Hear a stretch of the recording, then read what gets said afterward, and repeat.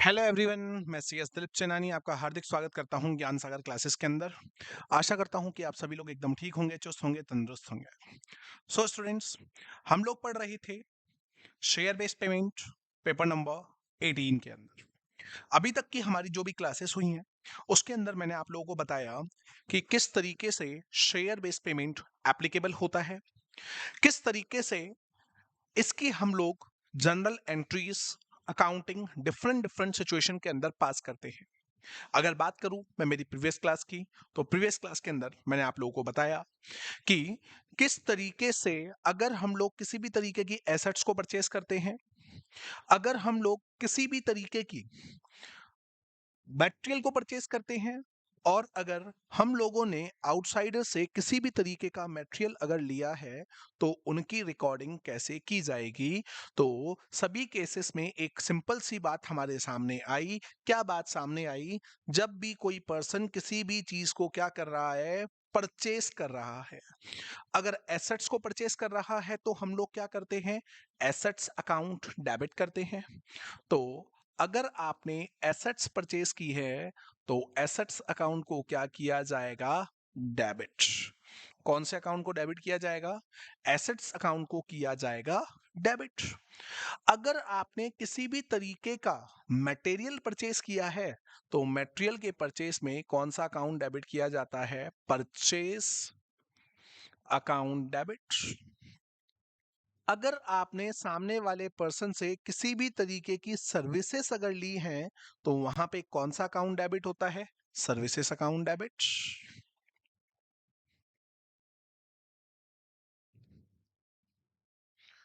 अब रिटर्न में इन तीनों की तीनों कंडीशन में आपने सामने वाले पर्सन को क्या इशू किए? सामने वाले पर्सन को आपने इशू किए हैं शेयर्स।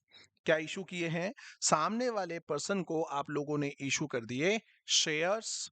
कौन से शेयर्स? Equity shares. तो क्या आ जाएगा? To equity share capital account. और अगर इन शेयर्स को आप लोगों ने प्रीमियम पे इशू किया तो हम लोग कौन सा अकाउंट क्रेडिट करते हैं? Security premium reserve account. बात क्लियर सभी को? ओके, ठीक है। इतना तो हम लोग हमारी प्रीवियस क्लासेस के अंदर पढ़ चुके थे। आज क्या करने वाले हैं? आज हम लोग चलेंगे केस नंबर 4 की तरफ, जहां पे हम लोग बात करेंगे इस चैप्टर के सबसे इंपॉर्टेंट एलिमेंट के बारे में। केस नंबर 4 बोलता क्या है, पहले सुनिएगा और समझिएगा कि जब आपको किसी भी तरीके के आपके ही ऑर्गेनाइजेशन के एम्प्लॉय ने सर्विसेज दी, सीए आ रहा है, इंजीनियर आ रहा है, उसके अलावा एचआर डिपार्टमेंट के अंदर आपके मेंबर्स हैं, सेल्स डिपार्टमेंट के अंदर एम्प्लॉयज हैं, उन सभी ने अपनी अपनी स्किल्स का यूज करके आपको क्या प्रोवाइड की? सर्विसेज। जब वो आपको सर्विसेज प्रोवाइड कर रहे हैं तो आप क्या चाहेंगे कि जितने भी एम्प्लॉयज हैं, जितने भी एम्प्लॉयज के अंदर जितने भी डिपार्टमेंट के मेंबर्स आ गए, उन सारे के सारे मेंबर से आप क्या चाहेंगे कि वो कम से कम इतने साल तो रुक करके हमारे बिजनेस के अंदर क्या करें, काम तो करें।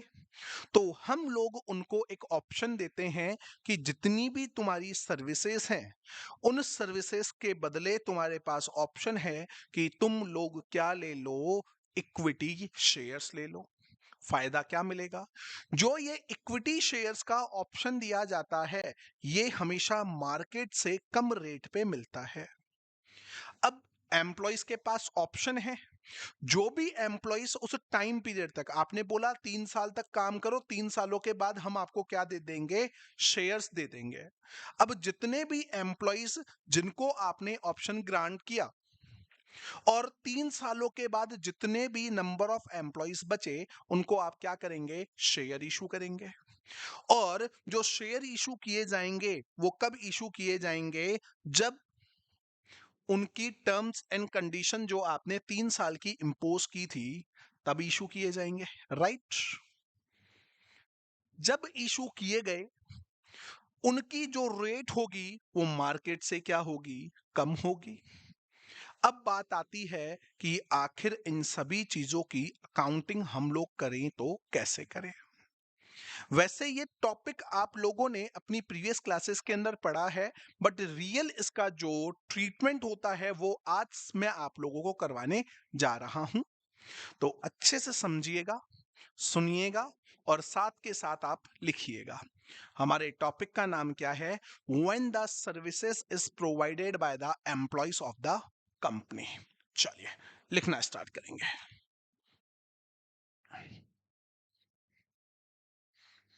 हमारा case number 4,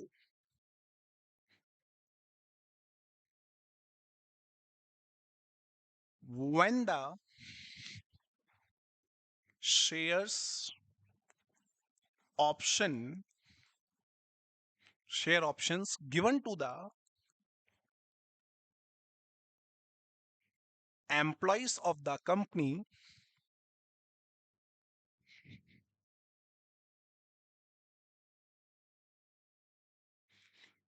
for their services। बात क्लियर। अब कितने ऑप्शन दिए जा रहे हैं, कैसे दिए जा रहे हैं, इन सभी को हम लोग क्या बोलेंगे, किस तरीके से ट्रीटमेंट करेंगे।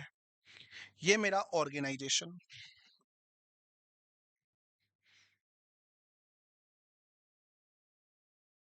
ये हमारा पीआर लिमिटेड,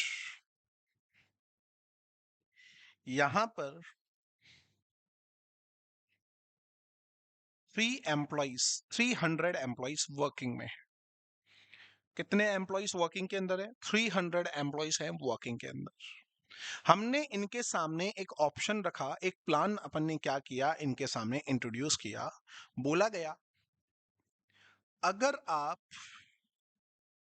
3 ईयर तक क्या करेंगे, कंटिन्यू वर्क करेंगे, तो at the end of 3rd year आपको हम लोग ऑप्शन दे रहे हैं कि आप सभी लोग 3000 इक्विटी शेयर्स जो कि मार्केट के अंदर अवेलेबल हैं 100 ईच में। मार्केट में कितने रुपए के हैं, 100 ईच के अंदर। बट आप लोग हमें कितना अमाउंट पे करना, एक शेयर के बदले ओनली 80 रुपी, जबकि इसकी नॉमिनल प्राइस शेयर की है 50 रुपी। मार्केट से अगर ये शेयर लेने के लिए जाएंगे उस टाइम पे वो कितने में मिलेगा, 100 में, और हम लोग कितने में देंगे, 80 रुपी में देंगे। तो क्या सारे के सारे एम्प्लॉय इस ऑप्शन को अडॉप्ट करेंगे, हाँ या ना, सोचिए। भाई पहले तो इसके लिए कंडीशन है ना कि आपको कम से कम कितने साल काम करना पड़ेगा, 3 सालों तक काम करना पड़ेगा। अगर आपने काम नहीं किया तो नॉर्मल सी बात है, आपको ये शेयर नहीं मिलेंगे। अब और भी कुछ क्राइटेरिया हो सकता है इन कंडीशंस के अंदर, तो जितनी भी सारी कंडीशन अगर आपने फुलफिल कर दी तब आपको ये शेयर दिए जाएंगे। बट सपोज दैट 3000 में से 500 एम्प्लॉय छोड़ करके चले गए, कितने ऑप्शन बचे, केवल एम्प्लॉय बचे 2500। अब उसमें से 10 एम्प्लॉय ने मना कर दिया कि हमें शेयर लेना ही नहीं है, 10 एम्प्लॉयज ने साफ क्या कर दिया, मना कर दिया कि हमें शेयर लेना नहीं है। तो कितने बचे, 2490। यही क्या करेंगे, एम्प्लॉय क्या करेंगे, शेयर्स को अक्वायर करेंगे, राइट। तो हमें different different situation, different different aspect से डील करना पड़ेगा। ओके, तो आज का टॉपिक रिलेट पूरा का पूरा इन कंडीशन से करता है हमारा, ठीक है। तो जब कभी भी हम लोग अपने एम्प्लॉयज को ऑप्शन देते हैं कि तुम्हारी सर्विसेज के बदले क्या ले लो, ऑप्शन दे रहे हैं शेयर्स ले लो, तो उस ऑप्शन को बोला जाता है एम्प्लॉय स्टॉक या employee share option plan, ESOP, या फिर परचेस प्लान। सो लिखेंगे मेरे साथ साथ, when the offer given to employees regarding the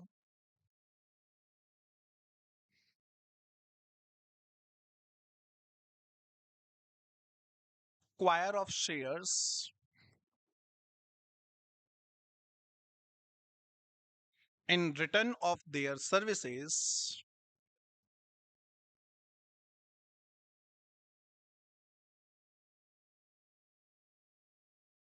that option known as employee stock or share option plan. बात क्लियर मेरी? हाँ या ना? अब अपन को बात करनी है इसकी ट्रीटमेंट के रिगार्डिंग। अब हमें क्या करनी है, इसकी बातचीत करनी है किसके रिगार्डिंग, इसका ट्रीटमेंट कैसे होगा। हम लोगों ने बात की कि हम लोगों ने बोला आपको शेयर कितने रुपए का दिया जाएगा, 80 रुपए का। ये किस ब्याज पे डिसाइड किया आपने? तो नॉर्मल सी बात है, सामने वाले पर्सन ने मुझे सर्विस दी है, तो जितने रुपए की सर्विस वो हमें देगा उस रुपए के अकॉर्डिंगली, उस अमाउंट के अकॉर्डिंग हम सामने वाले को क्या इशू करेंगे, शेयर करेंगे। शेयर क्या करेंगे, इशू करेंगे। बात क्लियर? हाँ या ना? जितने रुपए की सामने वाले ने हम लोगों को सर्विस दी, उतने रुपए के ही रिटर्न के अंदर हम लोग क्या इशू करेंगे, शेयर इशू करेंगे। बट अब हम लोगों को पता ही नहीं है, सर्विस का अमाउंट अननोन है, तो फिर शेयर किस अमाउंट पे इशू किए जाए। तो जब कभी भी अगर आपको सर्विस का अमाउंट अननोन है, तो हमेशा फेयर वैल्यू पे उसकी क्या करनी पड़ेगी, रिकॉर्डिंग करनी पड़ेगी। किस पे रिकॉर्ड करनी पड़ेगी, फेयर वैल्यू पे उसकी रिकॉर्डिंग करनी पड़ेगी। अगर मैं point of view particular question के सॉल्व करने की बात करूं, तो हमेशा आपको क्वेश्चन के अंदर फेयर वैल्यू गिवन होगी। या तो सर्विस की वैल्यू दे रखी होगी, या फिर किसकी वैल्यू दे रखी होगी, फेयर वैल्यू ऑफ शेयर आपको दे रखी होगी। बात क्लियर? लिखो,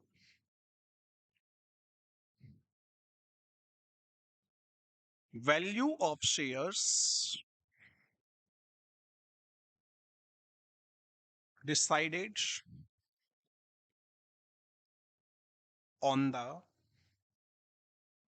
basis of service amount if service amount is unknown,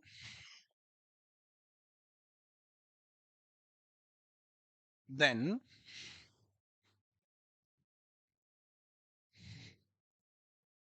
fair value of option granted to be taken। या तो आपको सर्विस के अमाउंट के अकॉर्डिंग चलना है, और अगर सर्विस का अमाउंट नहीं दे रखा है तो आपको किसके अकॉर्डिंग चलना है, फेयर वैल्यू के अकॉर्डिंग। और फेयर वैल्यू हमेशा क्या होगी, गिवन इन द क्वेश्चन। हमेशा वर्ड को मैं यहां से विड्रॉ करता हूं। आपको मैक्सिमम टाइम पर किसकी वैल्यू दे रखी होगी, ऑप्शन की वैल्यू दे रखी होगी, उसी के बिहाफ पे आपको क्या करनी है, अकाउंटिंग करनी है। ओके, बट अब काफी स्टूडेंट का एक क्वेश्चन आएगा कि सर अगर value of option is not granted in the question, then what we do.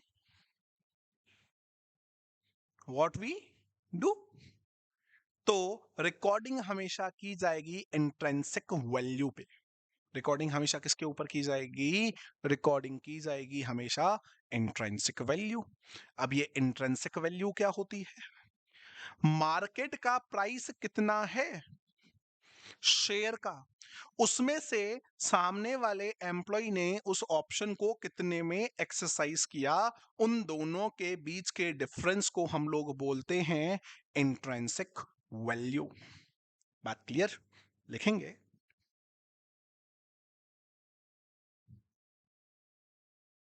when the fair value of option is not given in the question,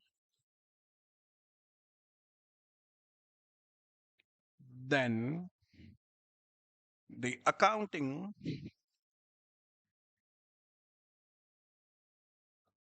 to be done on intrinsic value, that is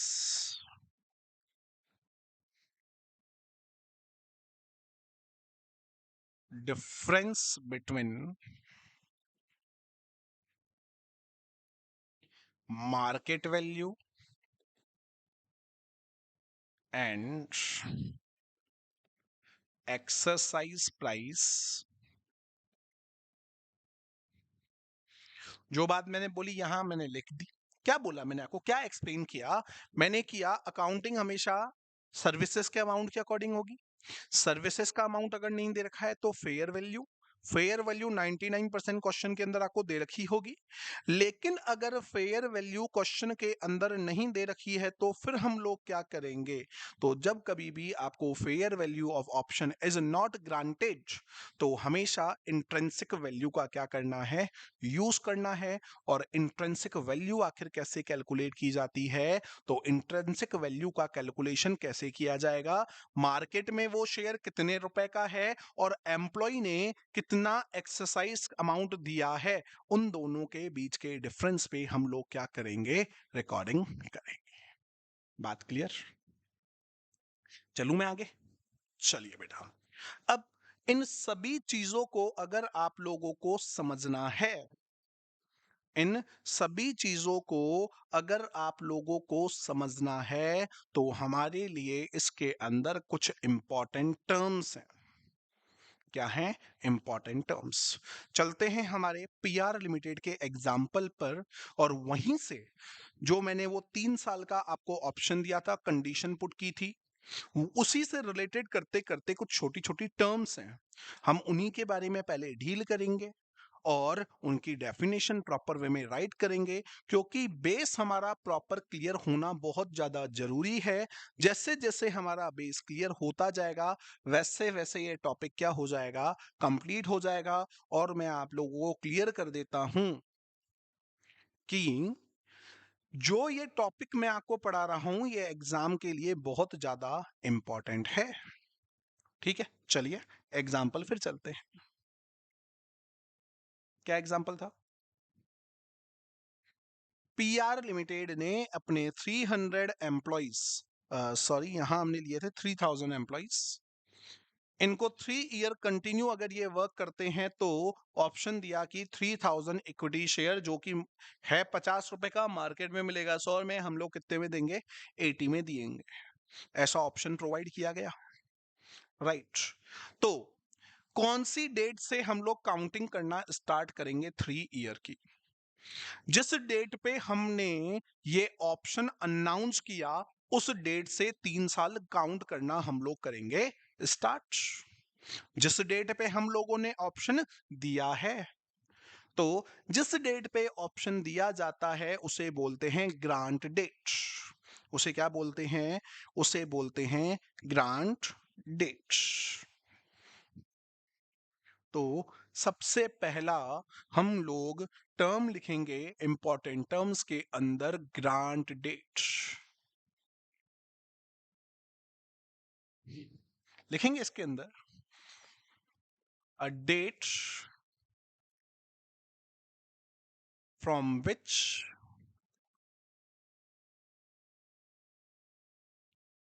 employer and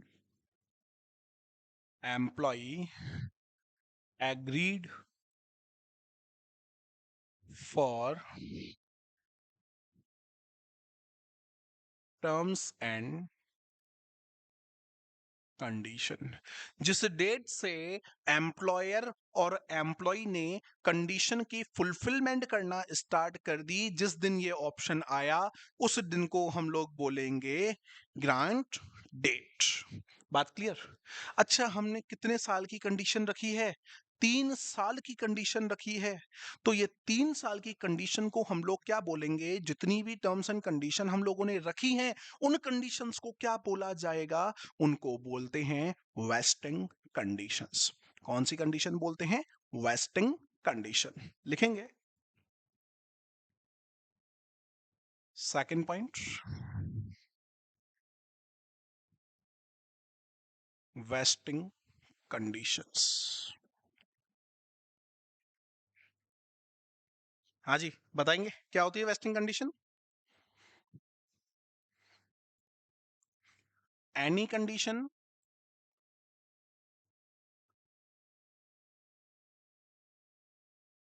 which is imposed by the employer. Any condition which is imposed by the employer is known as vesting condition.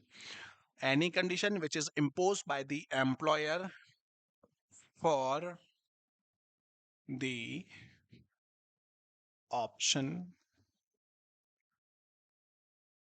plan. बात clear है सभी को? अच्छा, हमारा जो example था उसके अंदर हमारा जो एग्जाम्पल था उसके अंदर कंडीशन कितने सालों की रखी थी? 3 सालों की कंडीशन रखी थी। तो जिस दिन 3 साल कंप्लीट हो जाएंगे तो ग्रांट डेट से लेकर के वेस्टिंग कंडीशन पूरे करने के तक, जिस दिन वेस्टिंग कंडीशन खत्म हो रही है वो 3 साल के अंदर जो भी कंडीशन रखी उसे बोलते हैं वेस्टिंग पीरियड। कौन सा पीरियड बोलते हैं? Vesting period. लिखूंगा, third vesting period. A period in which the employer think that the condition to be fulfilled. कितने टाइम के अंदर हमारी कंडीशन क्या हो जाएगी? फुलफिल हो जाएगी। उस टाइम पीरियड को हम लोग बोलेंगे वेस्टिंग पीरियड। 3 चीजें बताई हैं मैंने आप लोगों को। कौन कौन सी चीजें बताई हैं? सबसे पहले किस दिन ऑप्शन दिया गया, कंडीशन रखी गई, और किस टाइम पीरियड के अंदर वो कंडीशन क्या होगी? फुलफिल हो जाएगी। तो उस टाइम पीरियड को बोलते हैं वेस्टिंग पीरियड। अब हमेशा एक बात ध्यान रखना, जितने भी खर्चे होंगे वो इस वेस्टिंग टाइम पीरियड के अंदर प्रॉपर वे में क्या किए जाएंगे?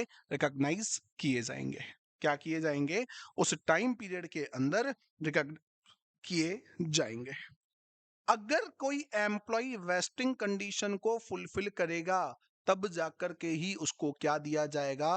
ऑप्शन दिया जाएगा। अगर आपने कंडीशन को ही फॉलो नहीं किया तो क्या आपको वो ऑप्शन प्रोवाइड करवाया जाएगा? बिल्कुल नहीं। तो ये चीजें हमें ध्यान में रखनी है। 3। इसके बाद लिखेंगे एक्सरसाइज प्राइस। क्या लिखेंगे? Exercise price. देखिए, फोर्थ पॉइंट, एक्सरसाइज प्राइस। क्या होगा एक्सरसाइज प्राइस? सोचिए भैया, एम्प्लॉय ने हमें कितने रुपए पे किए उस ऑप्शन को लेने के लिए? बात समझ में आई क्या बोल रहा हूं? The amount to be paid by employees for availing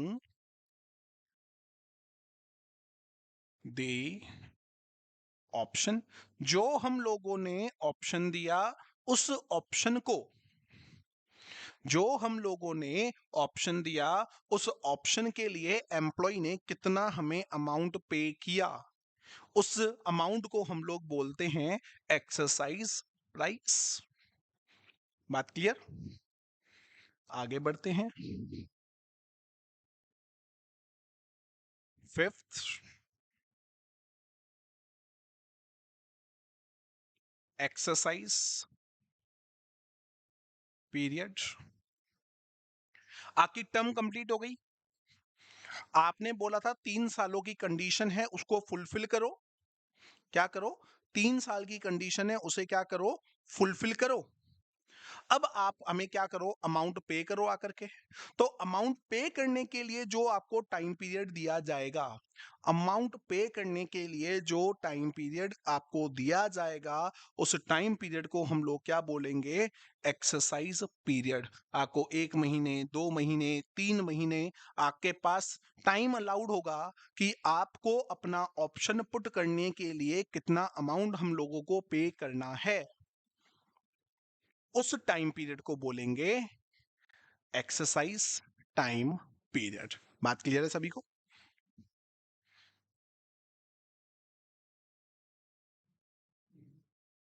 चलिए लिखेंगे। The time period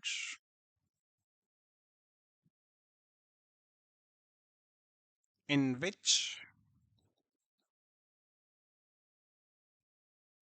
employ exercise their option.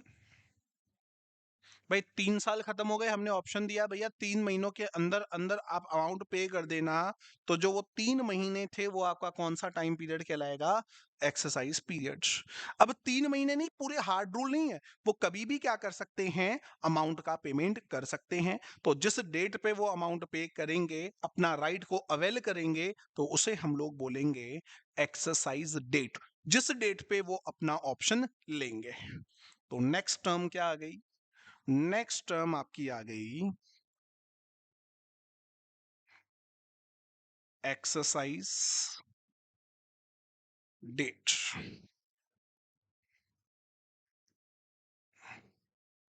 The date on which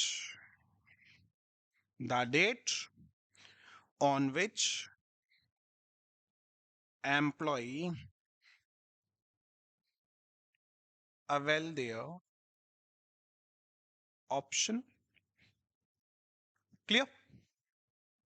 अब मुझे एक बात बताइए, फिर से एग्जांपल पे चलते हैं। मैंने बोला 3,000 एम्प्लॉय को आओ और क्या लेकर के जाओ? तुम्हारे पास ऑप्शन है 3 सालों तक काम करना। 3 सालों के बाद काम करने के बाद हम तुम्हें मार्केट से कम रेट में क्या देंगे? शेयर इशू करेंगे। तो कंपनी को इससे लॉस होगा। उन एक्सपेंसेस को क्या करना है? रिकॉग्नाइज करना है। अब जो ऑप्शन 3 सालों के अंदर अंदर जिन जिन एम्प्लॉय ने क्या किया, उस कंडीशन को फॉलो किया, उन्हें ऑप्शन दिया जाएगा। उन्हें क्या दिया जाएगा? ऑप्शन।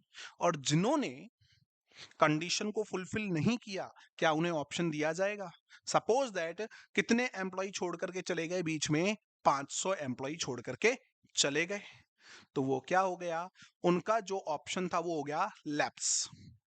वो क्या हो गया? Option lapse. क्योंकि 500 छोड़ करके चले गए, अब उनके ऑप्शन को प्रायोरिटी मिलेगी क्या? बिल्कुल नहीं। उन्होंने टर्म्स एंड कंडीशन को ही फुलफिल नहीं किया।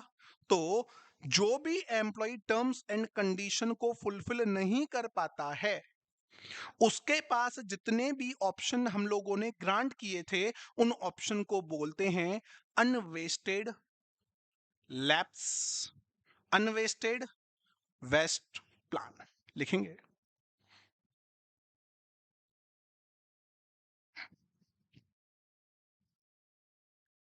अनवेस्टेड, अनवेस्टेड लैप्स, इसको बोलेंगे the option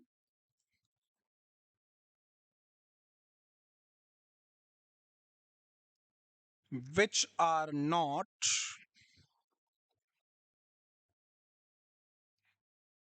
fulfill the vesting condition. बात क्लियर? अब वापस से आओ, 500 ने तो मना कर दिया, 2500 को ऑप्शन दिए, उसमें से 10 लोगों ने मना कर दिया भैया हमें तो शेयर लेने ही नहीं है, हमारे पास पैसा ही नहीं है देने के लिए। मतलब उन्होंने टर्म्स एंड कंडीशन को तो फुलफिल किया, लेकिन वो ऑप्शन को नहीं लेना चाहते। तो एक बात बताओ, ये वेस्टेड ऑप्शन है या अनवेस्टेड ऑप्शन है? जिन्होंने कंडीशन को फुलफिल नहीं किया उसे हम लोग बोलते हैं अनवेस्टेड ऑप्शन, और जिन्होंने कंडीशन को फुलफिल कर दिया वो क्या होते हैं? Vested options.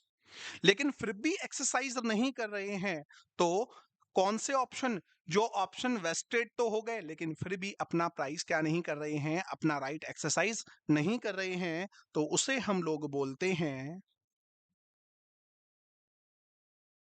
Wasted option lapse. क्या मतलब बताया? The option which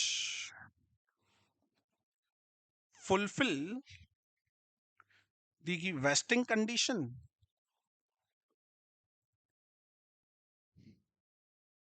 but does not exercise their right। बात क्लियर? तो ये कितनी चीजें हम लोगों को इसके अंदर ध्यान रखनी है।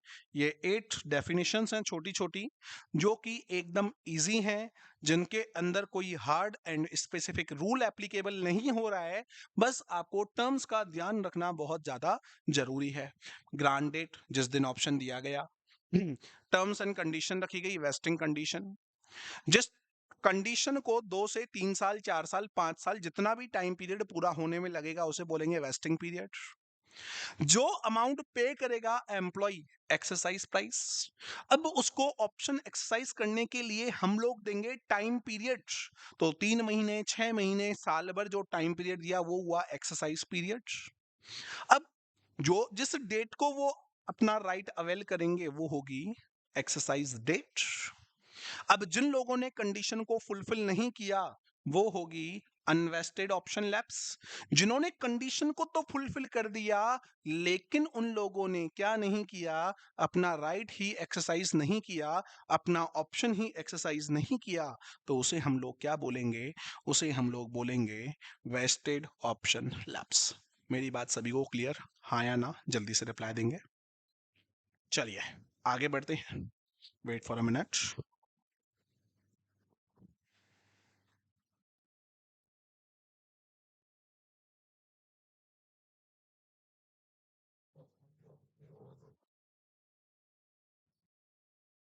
चलिए बेटा, इन डेफिनेशंस को हम लोगों ने ढंग से देखा और समझा। अब बात आती है कि इसकी अकाउंटिंग करनी है। क्या करनी है? अकाउंटिंग करनी है। तो भाई जब मैं इस पूरे के पूरे ऑप्शन प्लान की, मैं जब इस ऑप्शन प्लान की क्या करूंगा, अकाउंटिंग की बात करूंगा, तो इस ऑप्शन प्लान की जब अकाउंटिंग की जाती है तो अकाउंटिंग के टाइम पर हम लोगों को कुछ स्टेप्स फॉलो करने होते हैं।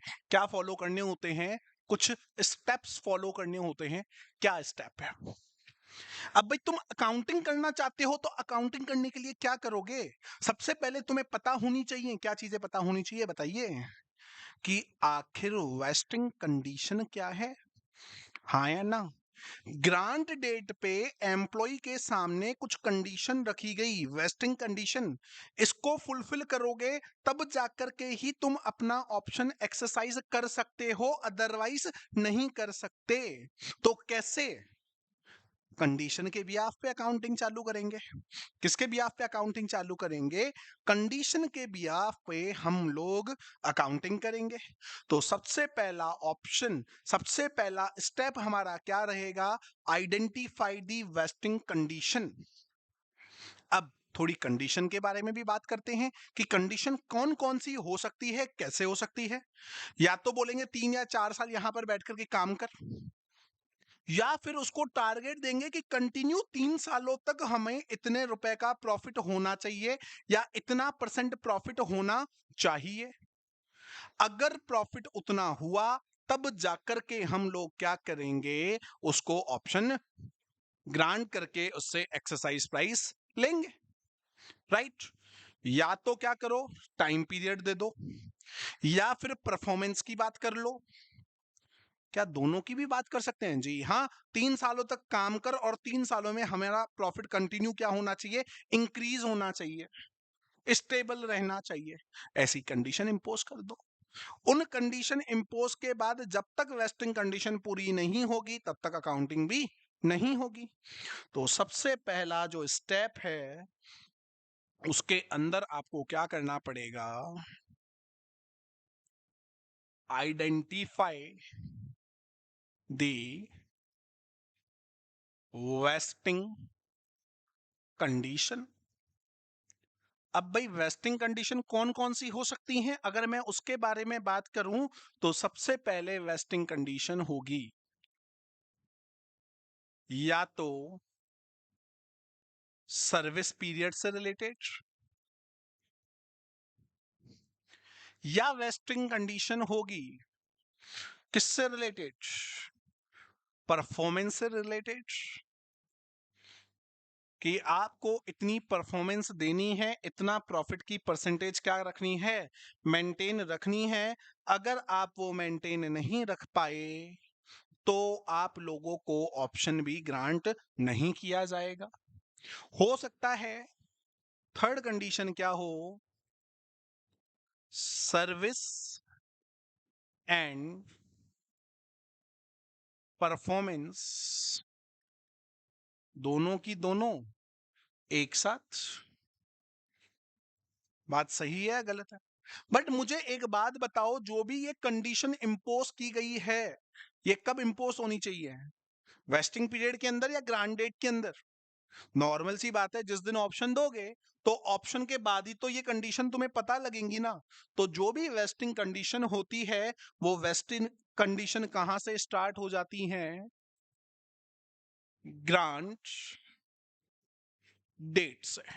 कौन सी डेट से स्टार्ट होती है, ग्रांट डेट से स्टार्ट हो जाती है। बात clear? Step number 2, wasting condition का पता कर लिया। अब वेस्टिंग कंडीशन को पूरा होने में कितना टाइम लगेगा उसका पता करना पड़ेगा।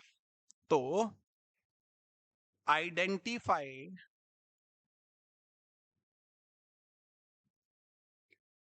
The vesting period in which identify the vesting periods in which vesting conditions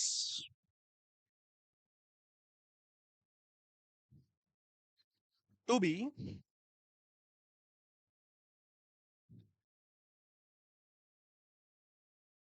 satisfied. Is it okay? Clear है? अब वेस्टिंग कंडीशन का पता लग गया, वेस्टिंग पीरियड का भी पता लग गया। Give me a minute. Vesting period और वेस्टिंग कंडीशन का आपने चेक कर लिया, 3 सालों तक कितने एम्प्लॉय ने काम किया, कितना काम किया, उनकी परफॉर्मेंस थी फुलफिल हुई या फिर नहीं हुई। ठीक, कितने एम्प्लॉय थे हमारे एग्जाम्पल के अंदर, 3000 एम्प्लॉय थे। अब उन 3000 एम्प्लॉय में हर साल कंडीशन तो आपको पता है 3 सालों की है, तो हर साल आप एस्टिमेट करोगे ना कितने कितने एम्प्लॉयज हमारी कंडीशन को सेटिस्फाइड करते करते जा रहे हैं। फर्स्ट ईयर टिक, सेकेंड ईयर टिक और लास्ट ईयर टिक। तो आपको क्या करना पड़ेगा, थर्ड स्टेप के अंदर एस्टिमेशन किसका, नंबर ऑफ एम्प्लॉइज। आपको क्या करना पड़ेगा? एस्टिमेशन करना पड़ेगा।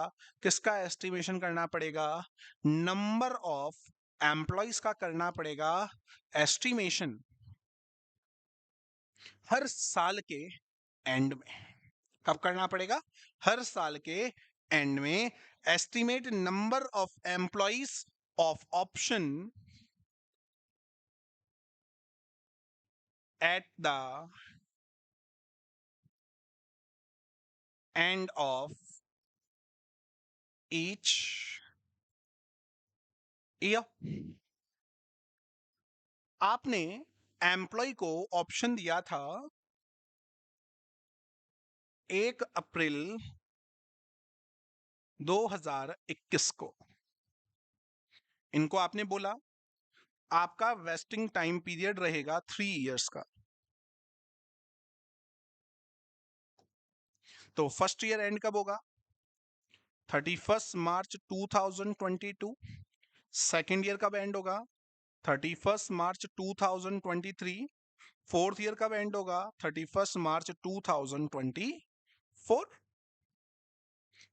आपके टोटल नंबर ऑफ एम्प्लॉइज थे 3000। कितने एम्प्लॉइज थे? 3000। फर्स्ट ईयर के एंड में क्या हुआ? कुछ एम्प्लॉय सोच करके चले गए, छोड़ करके चले गए, सोच करके नहीं, छोड़ करके चले गए। तो आपको एक आइडिया रहा कि फर्स्ट ईयर में इतने एम्प्लॉय छोड़ करके चले गए। तो 500 छोड़ के चले गए तो बचे कितने? 2500। मतलब फ्यूचर के अंदर एस्टिमेटेड नंबर ऑफ एम्प्लॉयज कितने रह जाएंगे? 2500 आफ्टर दी फर्स्ट ईयर। तो एस्टिमेटेड। फिर 200 और छोड़ करके चले गए। अब आपको क्या लगा? कितने नंबर ऑफ एम्प्लॉय, कितने नंबर ऑफ एम्प्लॉय फ्यूचर के अंदर उन राइट्स को अवेल करने वाले हैं ऑप्शन को? 200 और छोड़ के चले गए तो कितने बचे? 2300। अभी भी अल्टीमेट एस्टिमेट है ना।